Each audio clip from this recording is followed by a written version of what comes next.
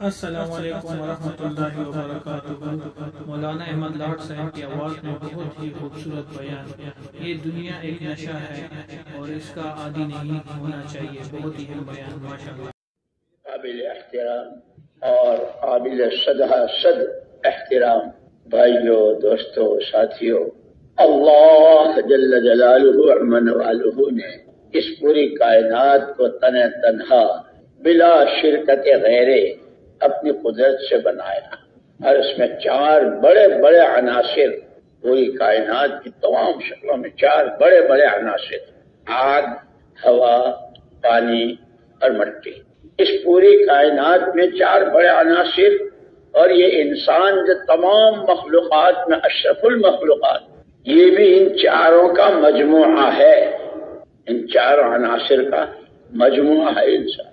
اس لیے اس میں نسبتیں بھی چار رکھی ہیں، اس میں حیوانیت کی نسبت بھی ہے، اس میں ملکوتیت اور فرشتے پن کی نسبت بھی ہے، اس میں خدائی رنگ میں رنگنے اور نبوت کی خلافت، اللہ کی خلافت اور نبوت کی نیابت کی نسبت بھی ہے۔ چاروں عناصر کا مجموعہ ہے، یہ چار نسبتیں ہیں، اور اس کے ساتھ اس کو ایک بہت بڑا جوہر، اس جوہر کی دنیا کی کوئی چیز قیمت ادا نہیں کر سکتی۔ وہ ایک محنت کا جوہر اس انسان کو دیا، پھر اس پر اسے اختیار دیا ہے۔ ہم نے تمہیں محنت کا جوہر دیا۔ محنت کسے کہتے ہیں؟ جو جان، جو مال، جو صلاحیتیں، جو سمجھ بوجھ ہم نے تمہیں دی ہے، اس کے استعمال کا نام محنت ہے۔ آنکھوں سے دیکھنا، زبان سے بولنا، کانوں سے سننا، ہاتھوں پیروں کی حرکت، مال کمانا، مال خرچ کرنا، دماغ سے سوچنا، ان ساری قوتوں پر ہم نے تمہیں اختیار دیا ہے، اور انہی قوتوں کے صحیح اور غلط استعمال پر انسان کی یہ چار نسبتیں اجاگر ہوتی ہیں، یا اس میں حیوانیت ابھرتی ہے، تو ایسا حیوان کہ جانور بھی شرما جائے، اور اگر یہ اپنی محنت کے جوہر کو صحیح ٹھکانے لگاتا ہے تو اس کی ملکوتیت، اس کے اندر فرشتہ پن کی جو استعداد رکھی ہے، وہ ایسی ابھرتی اور اجاگر ہوتی ہے کہ فرشتے بھی اس کے لیے استغفار کرتے ہیں، فرشتے بھی اس کے لیے دعائیں کرتے ہیں، اپنے نورانی پر بچھا دیتے ہیں، اور پھر اللہ کے تو کہنے ہی کیا، جب یہ اس کی محنت صحیح لگتی ہے، اور جس کو قرآن نے کہا ہے صبغۃ اللہ ومن احسن من اللہ صبغہ، خدائی رنگ، تخلقوا باخلاق اللہ، اپنی خلافت کا جوڑا اللہ نے اس کو پہنایا ہے۔ جب یہ ان صفات سے آراستہ ہوتا ہے تو اس کی قیمت اللہ کے ہاں اللہ ہی دیتے ہیں۔ پھر محمد الرسول اللہ صلی اللہ علیہ وسلم کو نمونہ بنا کر بھیجا، اور آپ نے صاف الفاظ میں فرمایا نحن معاشر الانبیاء، ہماری نبیوں اور پیغمبروں کی پوری جماعت لا نورث دینارا ولا درہما، اپنے پیچھے والوں کو وانما نورث العلم، اپنے پیچھے والوں کو، اپنی امتوں کو ہم پیسے دینے کا وارث نہیں بناتے۔ وہ نبوت والی محنت اور نبوت کے ساتھ جو علم آیا اس کا ہم وارث بناتے ہیں۔ لیکن میرے بھائی اور دوستو، جیسے یہ چاروں بڑے بڑے عناصر جس پر دنیا کا نظام ہے، اس میں اعتدال اور درمیانی شکل کا ہونا بہت ضروری ہے۔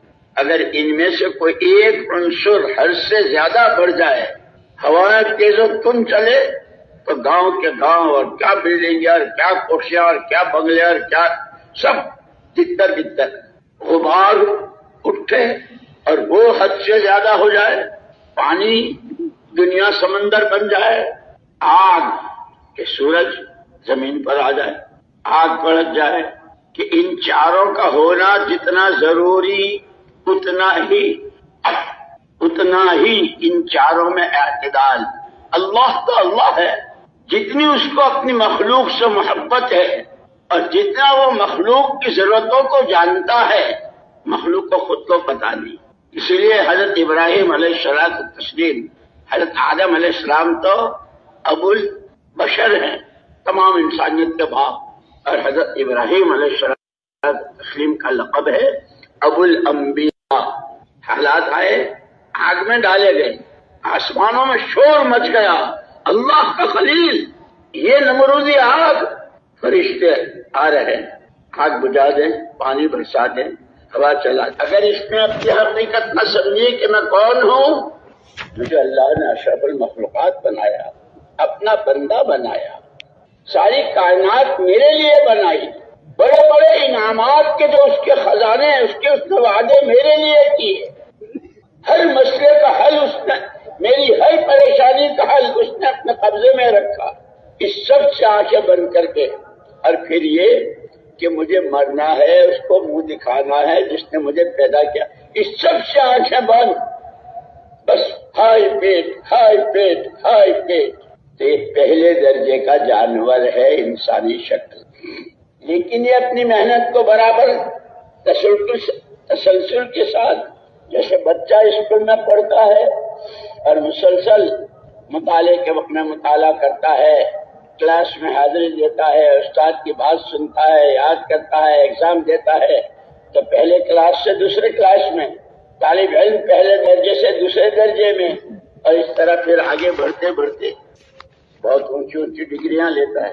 क्योंकि ऐसे ही ये इंसान अगर अपनी मेहनत के जौहर को, अपनी हैवानी तकाज़ों को पूरा करना मकसद जिंदगी बना लेता है, तो फिर ये पहले दर्जे के जानवर पने से निकलकर दूसरे दर्जे के जानवर पने में आ जाता है। दूसरे दर्जे का जानवर कि हमारी बने या न बने, हमारा पेट भरे या न भरे, किसी को चैन से रहने नहीं देना, न घर को, न खानदान को, न फैमिली को, न गली वालों को, न शहर वालों को, न सूबे और मुल्क वालों को। वो है भेड़िया। पेट भरना है, भूखे भेड़िए को पेट भरना है, चाहे दूसरे की ऐसी बेवा औरत जो अपने बच्चों का गुजारा, बेवा है, कोई रोजगार की शक्ल की, एक दो बकरियां है, उसका दूध दोहती है, बेचती है, अपना बच्चों का गुजारा करती है। लेकिन ये भूखा भेड़िया ये नहीं सोचता कि ये बेवा की है, इस पर इसके मासूम बच्चों का गुजरान है, हम भूखे हैं, हमें अपना पेट भरना है। ये दूसरे दर्जे का जानवर। जब इंसान अपनी मेहनत के जौहर को अपने हैवानी तकाज़ों के पूरा करने पर लगाता है, तो फिर दूसरे दर्जे में आता है। ये गली में भी भेड़िया, ये खानदान में भी भेड़िया, ये चचा भतीजों और मामू भांजों के दरमियान में भी भेड़िया, ये ससुराल में और मैके में और माँ बाप के खानदान में भी भेड़िया, ये मार्केट में भेड़िया, ये ऑफिसों में भेड़िया, ये ओहदों और कुर्सियों पर भेड़िया। शक्ल बिल्कुल वही, क्या कहने इसकी पर्सनालिटी के, क्या कहने इसके नाक नक्शे के, क्या कहने इसके रंग रूप के, क्या कहने इसके सूट बूट के, लेकिन अल्लाह अलीम खबीर समीअ बसीर वो इसे देख रहा है। ये भेड़िया है, अभी होश नहीं संभाला, अभी अकल से काम नहीं लिया, इसीलिए अल्लाह ने कहा है फअतबिरू या उलिल अलबाब, तो अकल के दावेदारों अकल से काम लो। जानवरों को हमने अकल नहीं दी है, तुम्हें अकल दी है। तुम्हारा नफा, तुम्हारा नुकसान, तुम्हारी आदमियत, तुम्हारी इंसानियत, तुम्हारी शराफत, तुम्हारी करामत, तुम्हारी अपनी दुनिया, जन्नत निशान, आखिरत के मुझे किस पर, इसको हमने कुरान में सारा बयान कर दिया। अकल से काम लो। लेकिन जब ये इसकी अकल पे पर्दे पड़ जाते हैं, अच्छे बुरे की तमीज खत्म हो जाती है, हाय पेट, हाय पेट, और इस पेट के भरने के लिए फिर हर एक का पेट भी अलग अलग होता है। ताजिर का अलग, कारखानेदार का अलग, अहदेदार का अलग, हर एक का पेट खाली दो लुकमों से नहीं भरता। ऐसे भेड़िए का एक बकरी फाड़ खाने से नहीं भरता, वो तो भेड़िया ही है, माँ के पेट से भेड़िया पैदा हुआ है। गली में, कुचे में, जंगल में, खेतों में, आबादियों में भेड़िया ही बन के चलता है। ये दूसरे दर्जे का जानवर है। इंसान जब अपनी हैवानी तकाज़ों को जिंदगी का मकसद बनाकर अल्लाह की तरफ से दिए मेहनत के जौहर को सिर्फ और सिर्फ حیوانی تقاضوں پر لگاتا ہے تو یہ بکری پنے اور گائے پنے اور بیل پنے سے نکل کر اب یہ اسی ناپ نقشے کے ساتھ، اسی پرسنالٹی کے ساتھ، اسی شکل و صورت کے ساتھ اب یہ جہاں جس شعبے میں بھی ہے یہ بھیڑیا ہے۔ جس طرح بھیڑیے سے لوگ ڈرتے ہیں کہ اس سے آفس میں بھی لوگ ڈرتے ہیں، مارکیٹ میں بھی لوگ ڈرتے ہیں، محلے میں بھی بھائی ان سے تو اللہ دور رکھے، لیکن ابھی بس نہیں کرتا کہ تیسرے درجے کا ایک جانور ہے جس نے مادہ کے پیٹ سے جنم ہی لیا ہے۔ ہمارا پیٹ بھرے نہ بھرے، ہماری بنے نہ بنے، ہم مرے جیے، ہمیں اس کی کوئی پرواہ نہیں، لیکن کوئی ہمارے راستے سے صحیح سالم گزرنے نہ پائے۔ سانپ اور بچھو، کوئی بوڑھا آدمی ہے، بڑی عمر کا ہے، عالم دین ہے، کوئی اچھا شریف آدمی ہے، کوئی سچائی اور امانت داری کے ساتھ کا کاروبار کرنے والا تاجر ہے، کوئی معصوم بچہ ہے، کوئی خاتون ہے، کسی کی نانی، کسی کی دادی، کسی کی ماں، کسی کی پھوپھی، کسی کی خالہ، کتنے رشتے ہیں اس کے، وہ گزر رہی ہے۔ ہم نہیں جانتے کس کی خالہ ہے، ہم نہیں جانتے کس کی ماں ہے، ہم نہیں جانتے کہ اس کا شوہر کس طرح پریشان و بے چین ہو جائے گا۔ ہم نے تو مادہ کے پیٹ سے جنم ہی لیا ہے، کوئی ہمارے راستے سے صحیح گزر نہیں سکتا۔ یہ تیسرے درجے کا جانور ہے۔ رہتے ہیں انسانوں کی آبادیوں میں، گاؤں میں، شہروں میں اور مختلف شعبوں میں، تجارت میں، کاشتکاری میں، ملازمتوں میں، عہدوں میں، کرسیوں پر اور مختلف جگہوں میں جو شعبے ہیں زندگی کے، کھانے کمانے میں، یہ تیسرے درجے کا جانور ہے۔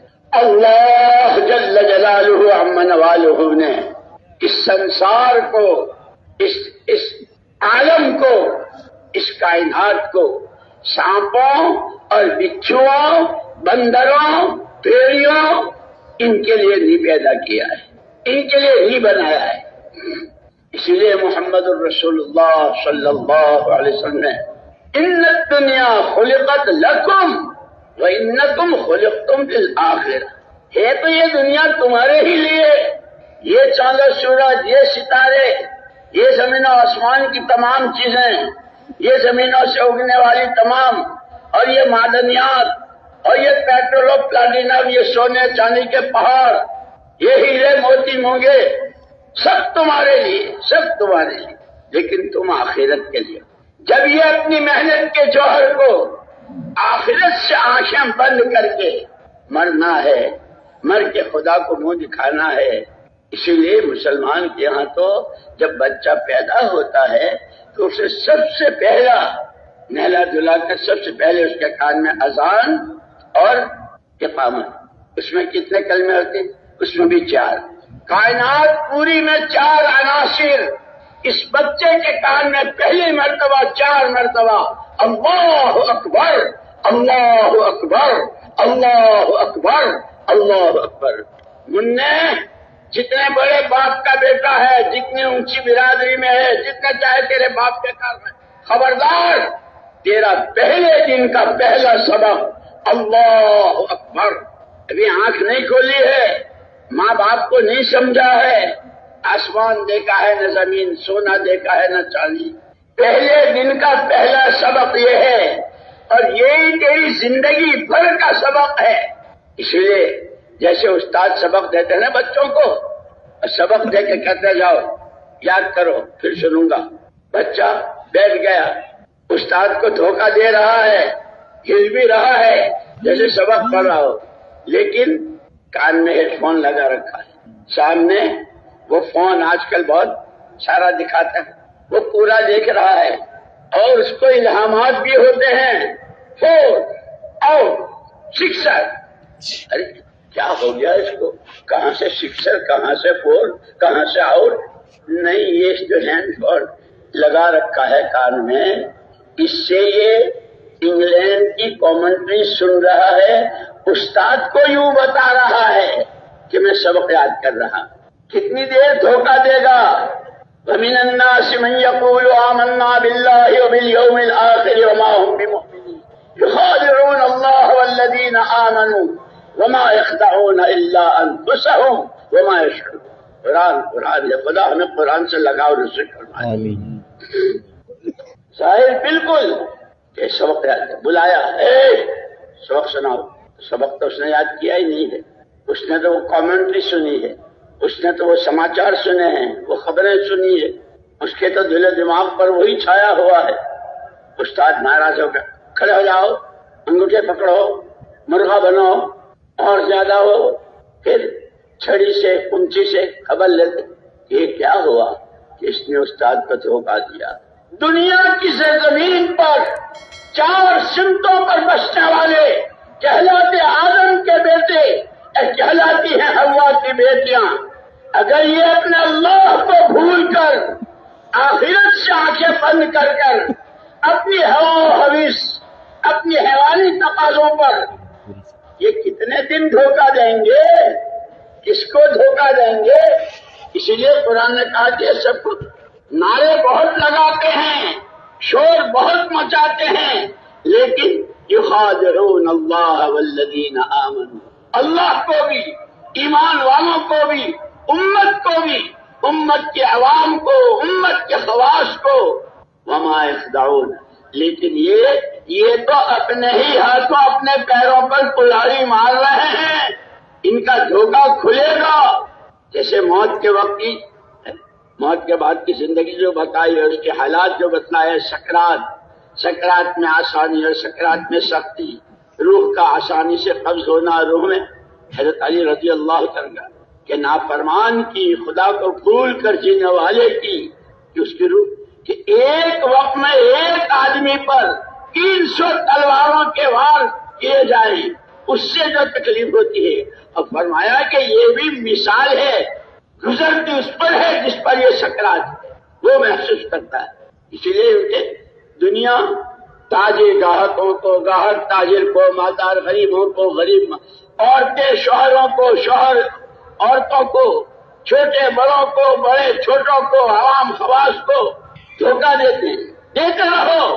اور یہ اللہ کی طرف سے ڈھیل ہے. لیزدادوا اثما، اس لیے کہ اس کے یہاں کا تو ایک ہی ضابطہ ہے، عمل صالح اور گناہ، اللہ کی فرما برداری اور نافرمانی. اور دونوں کے انعامات بھی، دونوں کے وعدے بھی، اور دونوں پر سزائیں بھی، دونوں طرح کی وعدے اور وعید جو ہماری یہ فضائل کی کتابیں ہیں. اسی لیے روز سنتے ہیں اللہ تعالیٰ ہمارے حضرت مولانا کی عمر میں بہت برکت دے، بہت برکت دے، اور ہمیں استفادے کی توفیق دے. فضائل کا کتنا استحضار، کیسے استحضار. اس فضائل میں کیا کیا ہے کہ گھر والوں پر خرچ کر رہے ہیں تو بھی صدقہ، کہ اس کے جہان کے ساتھ کہ میں صرف ان کی ضرورت کے لیے خرچ نہیں کر رہا ہوں، مجھے تو اس پر صدقے کا ثواب مل رہا ہے. میں صرف نماز پڑھنے نہیں جا رہا ہوں، میں تو اللہ کا مہمان بن کے جا رہا ہوں. کیسی باتیں، کیسی صاف صاف بیان. جس انسان میں اللہ تعالیٰ نے یہ نسبتیں رکھی ہے، اب نسبتوں کے ساتھ یہ محنت کا جوہر، اور اس محنت پر اس کو اختیار دیا ہے. جی اب یہ اپنی کبھی دولت کا نشہ، اس لیے کہتے ہیں عربی لغت میں تو شراب کے 350 سے زیادہ نام ملتے ہیں. عربوں کی گھٹی میں شراب پڑی ہوئی تھی، یہاں تک کہ لڑکی کا لین دین جس کے گھر زیادہ پرانی شراب ہو اس کے یہاں تو لڑکی دے سکتے ہیں، اس کے یہاں تو ابھی نئی ہے، تھوڑی وقت کی ہے. ہماری لڑکی اس کے یہاں نہیں، اس کی لڑکی ہمارے یہاں. یعنی لڑکیوں کا لین دین اور شادی اور شراب کی قدامت، شراب کے پورا ہونے جن پر یہ سارا نشہ. اسی لیے کسی کو شراب کا نشہ ہوتا ہے. شراب بھی کتنی قسموں کی. ایسے ہی کسی کو دولت کا نشہ، کسی کو حکومت کا نشہ، کسی کو بڑے خاندان والا ہونے کا نشہ، کسی کو اپنی حیثیت کا نشہ، کسی کو اپنے تعلقات کا نشے. لیکن یوں کہ کیسے کیسے نشے والے آئے. نشہ کسی کا رہا ہے نہ رہے گا، روز سورج نکلتا ہے. اور ابھی جب میں جون آئے گا اور اس کی آنکھ کہ کوئی مائی کا لال آنکھ ملا کے نہیں دیکھ سکتا. ڈاکٹر منع کریں گے کہ نہیں زیادہ نہیں دیکھا کرتے، آنکھوں پر اثر پڑتا ہے. لیکن وہ بھی روزانہ ڈوبتا ہے. موت حق ہے، حق ہے، حق ہے، جس کا فتنہ حضرت اکرم صلی اللہ علیہ وسلم تشریف فرماتے. آپ کے پاس ایک لکڑی سی پڑی تھی. آپ کے بعد میں نبی کہلایا جاؤں اور یہ نبوت مجھے مل جائے، آپ صرف اتنا وعدہ کر لیں تو میں آپ کا کلمہ پڑھ لیتا ہوں۔ یا رب صلی وسلم دائما ابدا، یا رب صلی وسلم دائما ابدا، یا رب المصطفیٰ بلغ مقاصدنا واغفر لنا فیما مضی یا واسع الجود والکرم۔ قربان جائے حضور پاک صلی اللہ علیہ وسلم کے، میرے بعد نبوت، ارے یہ لکڑی چھڑی جو پڑی ہے اس کا بھی وعدہ نہیں، وہ تو اللہ کا فیصلہ ہے۔ اللہ لہ الخلق، نبوت وہ دیتا ہے، پیغمبری کا تاج وہ پہناتا ہے، کام وہ لیتا ہے۔ خبردار کہ کہیں کرتے کرتے پیغمبری کا دعویٰ میں ہوں، خبردار جانور پنے میں آگے مت نکل جانا، فرشتے پنے میں آگے مت نکل جانا۔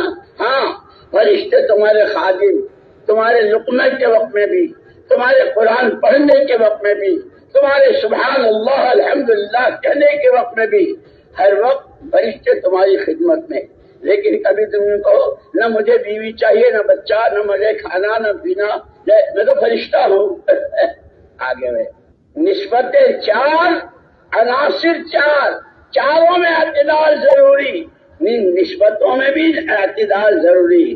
اللہ اللہ اللہ، ان چاروں میں اعتدال باقی رکھنے کے لیے جیسے کل حضرت نے فرمایا تھا، اللہ جل جلالہ عمن والہ نے اس انسان پر جو کرم فرمایا ہے، جان، مال، صلاحیتیں اور یہ ساری کائنات جس کے لیے پیدا کی ہے، اسی دن سے، جس دن سے اس دنیا میں انسان آنا شروع ہوا، اسی دن سے اس کی تربیت کے سامان، اس کی تربیت کے لیے اللہ نے نبیوں اور پیغمبروں کو بھیجنا شروع کی۔ اسی لیے جیسے نسبتیں چار بڑی، پیغمبر چار بڑے، فرشتے چار بڑے، عبادتیں چار بڑی، پہلا ایمان، اس کے بعد رسول، ان سب میں اعتدال کے لیے بڑے بڑے چار پیغمبر، ان کی تعلیمات، ان کے ساتھ جو کچھ ان کی امتوں نے کیا، اور ان کے قصے کو بولنے اور سننے اور سمجھنے والوں، او محمد الرسول اللہ صلی اللہ علیہ وسلم کی شاگردی تعلیم اور مکے کی دیواروں پر وہ دستاویز اور آپ کا بائیکاٹ اور آپ کے ساتھ مکے والوں کا، اور پھر مدینے میں آپ کا استقبال اور آپ کے دین کا دنیا بھر میں پھیلنا، تو پڑھنے والوں ذرا اس کو سوچو، سنو، سمجھو۔ اسی لیے ہمارے حضرت مولانا بار بار فرماتے ہیں، خالی باتیں کر لینے کا نام تبلیغ نہیں ہے، سمجھنا ہے، سیکھنا ہے، کرنا ہے، اور پھر اپنی ذات سے کرتے ہوئے اپنے آپ کو حیوانیت سے نکالنے، ملکوتیت سے آراستہ کرنے، خدائی خلافت کا جوڑا پہنتے ہوئے نبی والے غم کے ساتھ، نبی والے فکر کے ساتھ، نبی والی آہوں کے ساتھ، نبی والے آنسوؤں کے ساتھ، نبی والے سجدوں کے ساتھ نبی کے کام کو کرنا ہے۔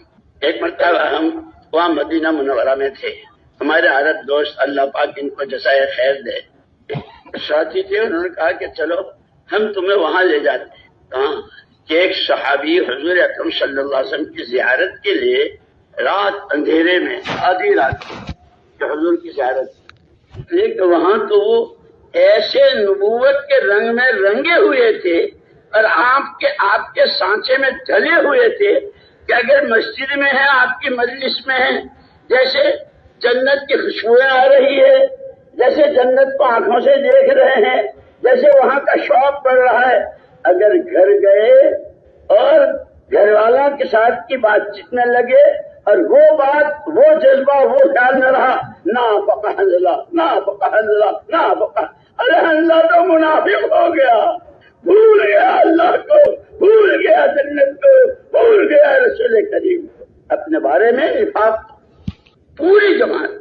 تو انہوں نے کہا کہ ایک صحابی حضور زیارت کے لیے اندھیرے میں دولت کا دے پر مسجد نبی میں آئے تو حجرے شریف میں آپ نہیں تھے، ان کو خیال ہوا کہ شاید برابر میں جنت البقیع ہے، قبرستان ہے، وہاں تشریف لے گئے ہوں، حجرے میں تھے، نہ مسجد میں تھے، نہ جنت البقیع میں۔ یا اللہ، اللہ کے رسول کہاں؟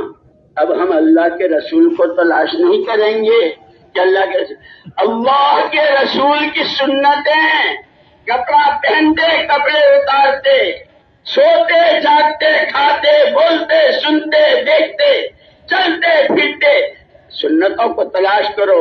جو محمد صلی اللہ علیہ وسلم کی ذات بابرکت میں نور تھا وہی نور آپ کی اداؤں میں ڈھونڈ رہے ہیں۔ اس زمانے میں مدینہ منورہ کی حدود اربعہ جو تھی بہت مختصر، سارے مدینے کی ساری گلیاں سب چھان ماری، کہیں سرکار نے طرح طرح کے خیالات، نہ جانے کس قسمت کے پھوٹے ہوئے نے کیا گستاخی کی ہے، کیا ہوا ہے، بہت فکر میں ڈوبے ہوئے کہ اب حضور کی ذات کو تلاش نہیں، ہم کہاں کریں گے، وہ تو اللہ کا۔ اب تو شادی ہے، دلہا دلہن، سوٹ بوٹ، ہنی مون، ارے حضور کی سنتوں کو تلاش کر۔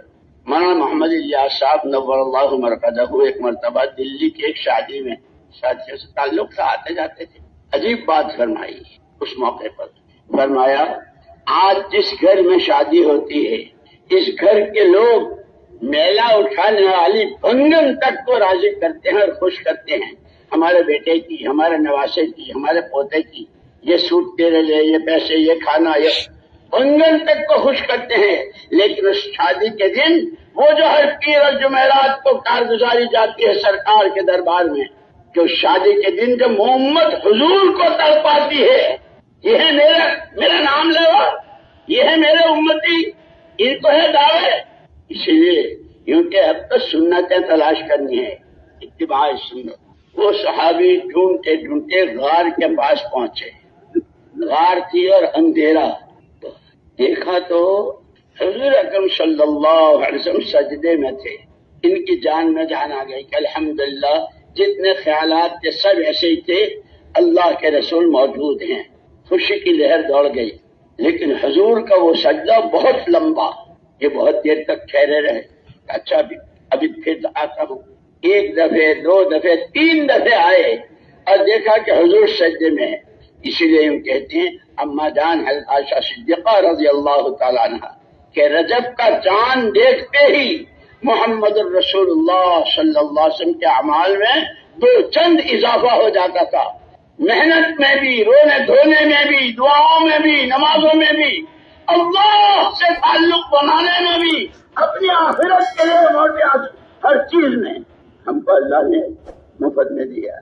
چوتھی مرتبہ جب آئے تو دیکھا کہ حضور اکرم صلی اللہ علیہ وسلم فارغ ہو کر باہر تشریف لا رہے، بس دیکھنا تھا کہ یا رسول اللہ یا رسول اللہ کہہ کے چمٹ گئے، خیالات نے گھیر لیا تھا، یہ ہوا اور اللہ کے رسول۔ اچھا صحابہ کی خاص بات آتی، ہماری مشکل یہ ہے کہ ہم تو خود ہی دعوے دار ہیں کہ میں سب جانتا ہوں، میں سب جانتا ہوں۔ اور حضرت سعدی رحمت اللہ علیہ کہتے ہیں آکس کے ندانت و بدانت تو میدانت اب در در جہل مرکب ہم ایمانت، جانتا ہے نہیں اور ڈینگے بہت، میں سب جانتا ہوں، میں سب جانتا ہوں۔ یہ آدمی کبھی علم کی شاہراہ نہیں دیکھ سکتا، یہ کبھی علماء کی صحبت، علماء کے دروس اور علماء سے پوچھنا، میں جانتا ہوں، میں جانتا ہوں۔ صحابہ کی خاص بات، جو چیز پہلے نہیں دیکھی پھر اب دیکھی فوراً۔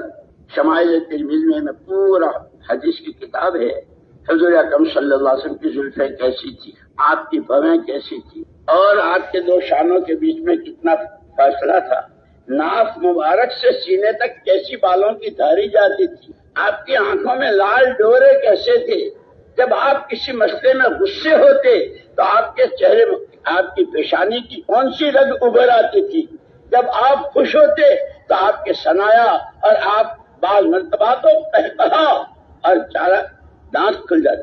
صحابہ اسی کو ایک مرتبہ دیکھا کہ اس میں حضور اکرم صلی اللہ علیہ وسلم کے چلنے کی عام عادت پورا پیر زمین پر جما کر چلنے کی، دیکھا کہ اس دن پنجے کے بل، انگلیوں کے بل آپ تشریف لے جا رہے ہیں، پیر کی انگلیوں کی، وہ جیسے حدیث جبریل ہے کہ پہلی سیڑھی پر آمین، دوسری پر، تیسری پر، فضائل رمضان میں اب آ رہے ہیں نا رمضان۔ تو ان صحابی نے پوچھا کہ اللہ کے رسول آج تو چال بدلی ہوئی تھی، کوئی بات؟ اچھا تمہیں نہیں معلوم، تمہیں نہیں معلوم، تمہارے بھائی سعد بن معاذ کا انتقال ہوا اور اس نے وہ فیصلہ کیا جو عرش والا فیصلہ کرتا. مسئلہ تھا دو کے بیچ میں، ایک طرف حضور پاک صلی اللہ علیہ وسلم اور آپ کے صحابہ، اور ایک طرف ان کا اپنا خاندان، اپنی برادری. ان کو فیصل بنایا گیا تھا. قوم سے پوچھا، ارے بھائی تم لوگوں کو میرا فیصلہ منظور ہے؟ قوم تو بہت خوش کہ اپنا آدمی ہے، اپنے ہی فیور میں کرے گا. حضور پاک صلی اللہ علیہ وسلم بھی تشریف فرما تھے. غایت ادب، اسی لیے کہا دین کلہ ادب. کل مولانا نے سنایا تھا حضرت عبداللہ بن عباس اور حضرت عبداللہ بن مسعود اور حضرت عبداللہ بن رواحہ رضی اللہ عنہ کا ادب کہ صرف اجلس سنا، جس نے جہاں سنا وہیں بیٹھ گیا. ہم تو ادب سے بھی پورے ہیں، اخلاق سے بھی اللہ ہمیں معاف فرما دے. بس یہ اس کا کرم ہے کہ اس نے لگایا ہے، اور اس سے بھیک مانگتے ہیں کہ آخری سانس تک لگائے رکھے، چلائے رکھے.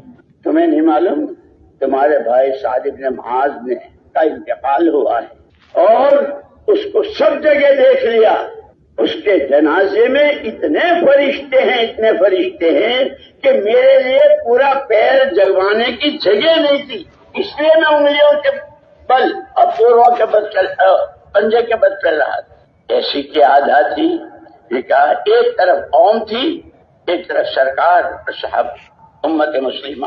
فیصلہ جو کیا وہ پوری قوم کے خلاف، جوانوں کو قتل کر دیا جائے، عورتوں کو باندیاں بنائی جائے، بچوں کی حفاظت کی جائے.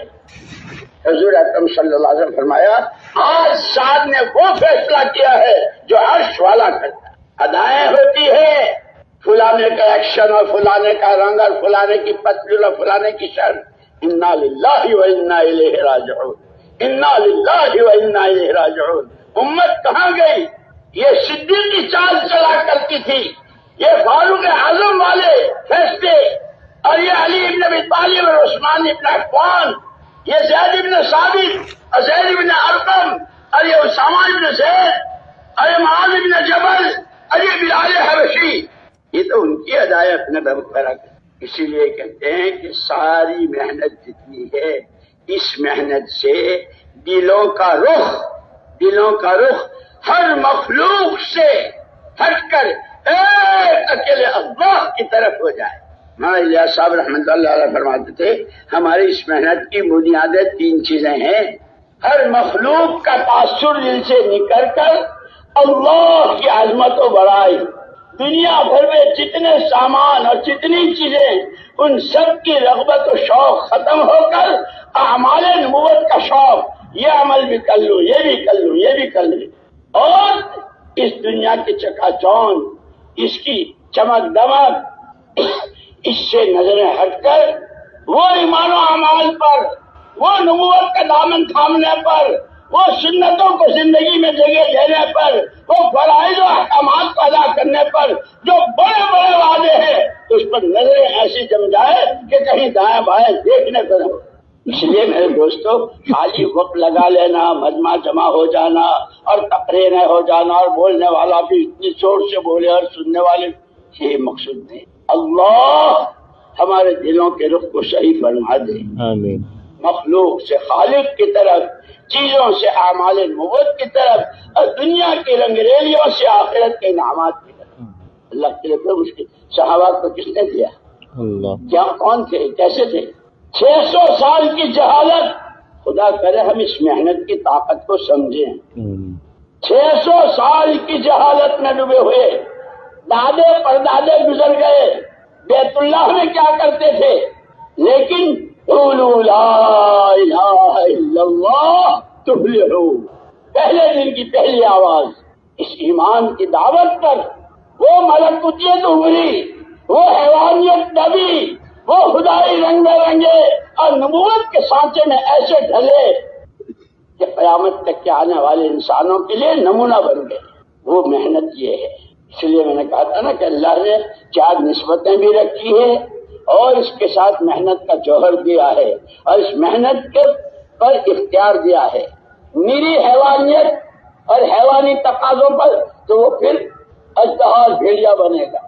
یاد کرو فضائل 7 کے اس واقعے کو. یہ فضائل کی کتابیں یوں نہیں ہے، فضائل اعمال، فضائل 7 کہ مسجدوں میں بھی، اجتماعی تعلیم میں بھی، گھروں میں بھی، اور تنہائی میں اس کا مطالعہ. اور مجھے یاد آیا مفتی زین العابدین صاحب نور اللہ مرقدہ جس زمانے میں ہندوستان میں تھے اور امرتسر کی ایک مسجد کے امام بھی تھے، بڑے حضرت کے زمانے میں آیا کرتے تھے، انہوں نے خود سنایا، ہم تو بعد میں بہت بات کی، ہم تو پیداوار ایک مرتبہ وہ امرتسر سے وہاں بنگلے والی مسجد میں آئے، وہاں ہمارے یہی میواتی بھائی بیچارے سیدھے سادے تعلیم کر رہے تھے، یہی فضائل کی، مفتی صاحب ان میں بیٹھ گئے، حضرت مولانا محمد یوسف صاحب رحمۃ اللہ علیہ، مولانا انعام الحسن صاحب رحمۃ اللہ علیہ، مولانا احتشام الحسن صاحب، قاری رضا حسن صاحب، یہ جو حضرت کے خواص تھے اور علماء، یہ ایک طرف مسجد میں تعلیم کر رہے تھے، وہ مشکات شریف کے 8 باب جو مولانا الیاس صاحب رحمۃ اللہ علیہ نے، مجھے یاد ہے حضرت جی نے ہم کو وہ جگہ بتائی، میں حضرت کے ساتھ ساتھ تھا مسجد میں، یہ ہے وہ کونا جہاں ہم تو حضرت نے تعلیم کے لیے بٹھایا،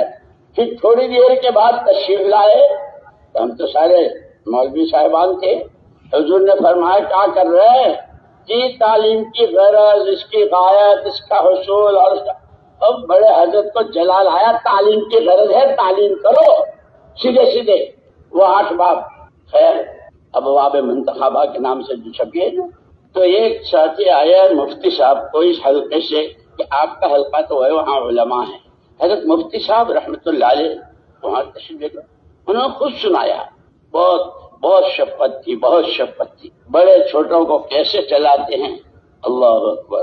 اسی رائے میں ایک مرتبہ جیسے امور لیتے ہیں نا، جماعت بنتی ہے، پوری جماعت کے ملکوں کے امور لیں، تو اس وقت میں ایک جماعت بنائی تھی، اس میں حضرت مفتی صاحب، مولانا احسان الحق صاحب یہاں سے، اور وہاں سے بھائی عثمان بھاگل اور مجھے، اور یہاں کے بھائی نعیم، اور اس طرح کی جماعت تھی۔ میں ہو گیا بیمار، بستر پر تھا، مفتی صاحب نے مولانا احسان صاحب کے کمرے میں اوروں کو بھی بلا کے وہ جو امور تھے ان کو سوچا، اور سارا لے کر میرے پاس بستر کے پاس آئے، تو مفتی صاحب جنید بھائی نہیں، حضرت جی نے جماعت بنائی ہے، تم بیمار ہو اس لیے ہم نے جو سوچا ہے یہ آئے ہیں، اور یہ سوچا ہے پھر حضرت جی کے پاس جانا ہے، وہ سارا سنایا، اس کے بعد چلے، میں بستر پر تھا، میرا دست چل رہے تھے بہت، حضرت جی رحمت اللہ علیہ حجرے میں، مفتی صاحب باہر کھڑے ہیں، اور حضرت جی بار بار فرما رہے ہیں تشریف لائیے تشریف لائیے، اور مفتی صاحب انتظار میں نہیں، ہماری 4 کی جماعتیں جب تک چاروں اکٹھے نہیں جائیں گے ہم نہیں جائیں گے۔ ارے مفتی صاحب آپ تو اکیلے ہی چلے، نہیں جماعت ہوتی، یہ بڑوں نے چھوٹوں کو چلنے کا راستہ بتایا، اور بڑوں نے اس طرح، میں سب کچھ جانتا ہوں، میں کر لوں گا، میں کر رہا ہوں، یہ تو ہوا بھی نہیں لگی تھی، تو خیر یہ تو بیچ میں آ گئی۔ مفتی صاحب رحمۃ اللہ علیہ اس تعلیم کے حلقے میں بیٹھ کر جب آئے تو مفتی صاحب نے فرمایا، بھائی آج کی تعلیم نے مجھ کو یہ سکھایا کہ یہ جو الاعتصام بالکتاب والسنہ اور کتاب الایمان اور کتاب العلم اور یہ سارے مغازی جتنے اور فتن اور یہ سارا جو اسباب میں ہے، کہ مجھے یہ سکھایا کہ یہ سارا تھرمامیٹر ہے، جون سی حدیث تم نے سنی اور پڑھی، تھرمامیٹر لگا کے دیکھ لو یہ حدیث زندگی میں کتنی ہے، اللہ کی عظمت، اللہ کی ذات و صفات پر ایمان، اس کا کوئی شریک نہیں، وہ بے نیاز، یہ ایمان کی پڑھی، یہ ایمان کی طرح ہے۔ اسی لیے حضور اکرم صلی اللہ علیہ وسلم نے تو مبارکباد دی ہے، طوبی لمن شغلہ عیبہ، طوبی لمن شغلہ عیبہ عن عیوب الناس، البر لا یبلی والاسم لا یفنی لا ینسى کل ما شئت کما تدین و تدان او کما قال علیہ السلام۔ بہت قابل مبارکباد ہے وہ اللہ کا بندہ اور وہ اللہ کی بندی جو ہر وقت اپنی کمی کے دیکھنے میں اتنا مشغول ہو کہ اسے دوسرے کی، جیسے کل حضرت نے فرمایا تھا نا، ہر ایک کے ساتھ کی بدگمانی سے بچنا، کہ وہ لے جا کر کے پھر غیبت تک پہنچاتی ہے، اپنی بڑائی اندر میں آ جاتی ہے، عجب و خود پسند ہے، کیا کیا ہوتا ہے، اللہ ان کی عمر میں بہت برکت نصیب فرمائے، کیسی قیمتی باتیں، قرآن حدیث، ایک تھرمامیٹر دیا ہے، جیسے مولانا الیاس صاحب رحمت اللہ نے ایک تھرمامیٹر دیا۔ ہماری اس محنت کی بنیادیں 3 ہیں، سب سے پہلے اخلاص، دوسرے باہمی محبت اجتماعیت، ताजिर हो, काशकर हो, वकील साहब हो, डॉक्टर साहब हो, चुनी हो, चुना हो, ई हो, वहां हो, जो इस मेहनत में ये सब आपस में सबके दिल जुड़े हुए। और तीसरी चीज बाहमी मशवरा। उसी मलफूज में यूं फरमाया, अगर काम करने वालों में ये तीनों चीजें नहीं हैं, इखलास के बजाय अगराज, दिल फटे हुए हैं, मशवरे के लिए तैयार नहीं, जो मैं कहूं बस वही, ये तीनों नहीं है, या तीनों में से एक नहीं है, फरमाया बड़ा खतरा है, बड़ा खतरा है, बड़ा खतरा है, काम के लिए भी और काम करने वालों के लिए। ये थर्मामीटर दिया मुझे भी और आपको भी, और दुनिया भर में जितने कहते हैं तबलीग वाले, दावत वाले, ये थर्मामीटर है।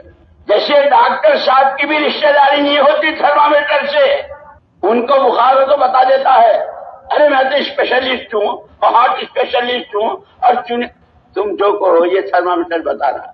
मैं तो इतना पुराना हूँ, इतने मुल्कों के सफर किए हैं, और मेरी मस्जिद में तो ऐसे हैं, और लोग मेरे तो इतनी दफे हाथ चूमते हैं, और क्या क्या, तुम जो भी हो ये थर्मामीटर लगा। जिस तरह काम के लिए थर्मामीटर दिया, इसी तरह ये 6 नंबर हर एक तकरीर करता है। ईमान की कोई हद है? हुजूर वाली नमाज की कोई हद है? इल्म के समंदर का कोई किनारा है? अल्लाह की जात, अल्लाह को याद करना और अल्लाह को याद रखना, अखलाक, हर एक को अपने से बेहतर समझना, अपने को, और फिर इस सब के बाद अल्लाह राजी हो जाए, वो इखलास हम जितना चाहे ढंढोरा पीटे अपने इखलास का, वो फैसला करेगा कौन मुखलिस कौन। कल सुनाया था ना कि हुजूर ने फरमाया जहन्नमी है, लोग तो बड़े बड़े उनके कारनामे बयान कर रहे थे, आपने फरमाया जहन्नमी। क्यों? कि सारा किया अपने कौम के लिए।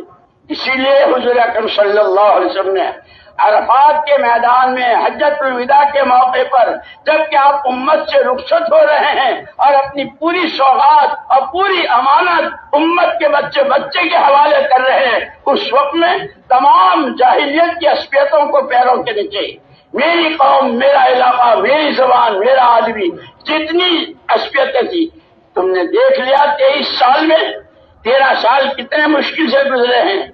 10 साल में वहां बैठे बैठे यहाँ खाने में जहर दे दो, इन पर सहर कर लो, शहर जहर शहर शहर, ये सब, उस सब के बाद जो मेहनत हुई, तो निहावन की पहाड़ियां और कहाँ दुनिया और कहाँ बुखारा और ताशकंद समरकंद, ये उस मेहनत का असर है।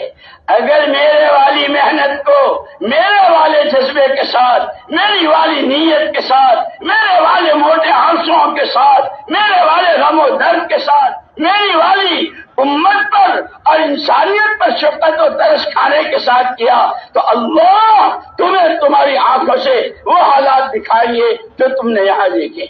इसलिए कल मौलाना ने फरमाया था कि नमाज पढ़ी, कि नमाज पढ़ी के खेल किया, वो चिथड़े में लपेट के मुंह पर मारी जाती है, वो सिर्फ नमाज के लिए है। ये मशवरे, ये चिल्ले, ये 4 महीने, ये जोड़, ये पुराने, ये नए, ये सालाना, ये अपने उसूलों से, अपने बड़ों के लिए नहज से हट कर रख हुआ तो वो मुंह पर मारा जाएगा। इसीलिए सबसे आखिरी तकरीर में हजरत मौलाना इनामुल हसन साहब रहमतुल्लाह अलैह जब पूरे मुल्क के पुरानों का जोड़ था बंगले वाली में, फरमाया था करते रहो, करने का यही जमाना है, डरते रहो कहीं ऐसा न हो कि सारा किया कराए मुंह पर मारा जाए, मानते रहो जितना कहा है जैसे कहा है, उमूमी गश्त में, खुसूसी गश्त में, फलाही की तालीम में, तालीम किन किताबों की कितनी देर, घर में, बच्चों में, मस्जिद में, जो सारा बताया है इसी रायबिन में, इसी रायबिन में फरिश्तों वाली सिफात में आ जाए, जिसका अल्लाह ने मौका भी दिया है। अभी 15 शाबान आ रही है, फिर उसके बाद रमजान आ रहे, फिर ईद की रात में इनामात हैं, और वो उसके खत्म होते ही हज का मौसम शुरू हो रहा है कि कहाँ गए थे, अरे क्या बतावे कहाँ गए थे। अल्लाह को राजी करना है, उसकी नाराजगी से डरना है। वो माल की कमी ज्यादती से राजी होता है न नाराज, वो तो गुनाहों से नाराज होता है। सच्ची पक्की तौबा करनी है। इसीलिए वो जो मैं वाक़या सुना रहा था कि जब हुजूर अकरम सल्लल्लाहु अलैहि वसल्लम 4थी मर्तबा में हुजूर क्या हुआ, याद आया? अरे याद आया وہ ہم کو لے گئے تھے. حضور اکرم صلی اللہ علیہ وسلم نے فرمایا میں نے اس وقت تک سر نہیں اٹھایا جب تک اللہ نے وعدہ نہ کر لیا ما کان اللہ لیعذبہم وانت فیہم. پیارے نبی آپ کے ہوتے ہوئے امت کو ہم عمر عذاب نہیں دیں گے. آپ تو تھوڑے دنوں کے بعد پھر پردہ فرما لیں گے. پھر ما کان اللہ معذبہم وہم یستغفرون. اگر آپ کے بعد یہ سچی توبہ کرتے رہے وہ فیشنیبل توبہ نہیں دو انگلیاں دو گالوں پر ایک ناک پر ایک سر پر. التوبۃ الندامہ. ہوں کون, کرنا کیا تھا, کیا کیا, جان کہاں لگنی تھی, مال کہاں لگنا تھا, کیا سوچنا تھا, کن فکروں میں ڈوبنا تھا. اے اللہ اس کا مہینہ بھی آ رہا ہے جس میں رمضان میں تو ہر عمل نفلیں فرضوں کے برابر. ساری دنیا کے مفتیوں کو جمع کر کے پوچھ لو کہ 2 رکعت نفلیں فرضوں کے برابر ہو سکتی. اگر تو 2 رکعت کو پوچھتا ہے ساری دنیا 2 رکعت پڑھے, غیر رمضان میں نفلیں ہی رہیں گی. یہ تو تیرے خدا کا کرم ہے اور تیرے آقا کا فضل ہے کہ تیری نفلیں فرضوں کے برابر ہو. خدا نعمتوں کی قدر کرنے کی توفیق دے. 4 عناصر, 4 نسبتیں اور ان میں اعتدال کرنے کے لیے 4 بڑی عبادتیں. اور اس کا اصل سب سے پہلا جو مدرسہ ہے ان اول بیت وضع للناس للذی ببکۃ مبارکا وہدی للعالمین. سب سے پہلا اس کا مدرسہ ان میں اعتدال پیدا کرنے کے لیے وہ بیت اللہ ہے. اس کے بھی 4 کونے, حجر اسود, یمانی, عراقی اور شمالی شامی, یہ 4. اس کے بھی 4 کونے, بڑی کتابیں 4, بڑے پیغمبر 4. اور اب میں اگر یوں کہوں کہ میں مانگتا ہوں مہینے 4, میں نہیں مانگوں گا تم سے 4 مہینے. مجھے تو نقد چاہیے. اب بقول حضرت مولانا یوسف صاحب رحمۃ اللہ علیہ کے جب انہوں نے مدینہ منورہ میں مدینے والوں سے بات کی تھی تو فرمایا تھا اس مدینے میں رہنے والے 3 قسم کے تھے. پوری جان پورا مال, آدھی جان آدھا مال, کم سے کم 1/3 سالانہ. یہ پرانوں کا مجمع ہے, پورے ملک کا ہے, سنجیدہ, سمجھدار اور فکر مند ہے. اور کیسی مبارکبادیاں ہیں ان کے لیے. میرے دوستو اس وقت صرف وہ کھڑے ہوں جو یوں کہیں کہ بہت کھا لیا, بہت پی لیا, بہت سو لیے اور بہت کچھ اپنے ارمان پورے کر لیے. اب تو جینا ہے دعوت کے لیے, مرنا ہے دعوت کی راہ میں, کمانا ہے دعوت کے لیے, خرچ کرنا ہے دعوت کے لیے.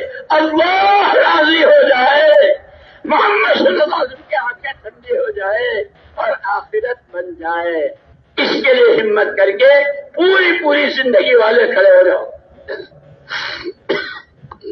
جی ماشاء اللہ, اب سے لے کر موت تک صرف کسی کام میں لگے رہیں گے انشاءاللہ. سرکار محمد ناصر میں بھی تیار ہوں اس کے لیے. کھڑے ہوتے رہو. بہت کھا لیا, بہت پی لیا, یہ سوہن حلوہ ہے اور یہ نہاری ہے اور یہ بالا ہنڈی ہے اور یہ کباب ہے, یہ سیخ ہے. اللہ کھاتا پیتا رکھے, خوب نسلوں تک کو اللہ کھاتا پیتا رکھے اور دین کی محنت میں نسل